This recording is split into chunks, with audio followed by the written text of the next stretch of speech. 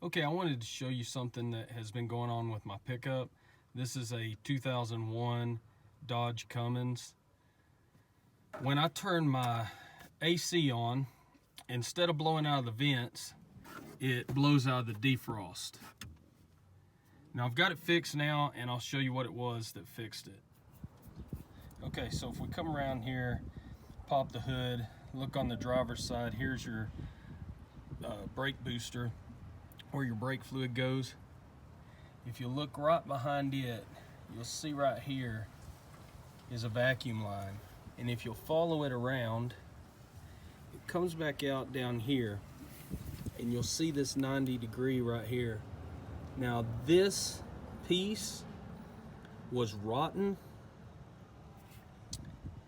and this piece was getting rotten too.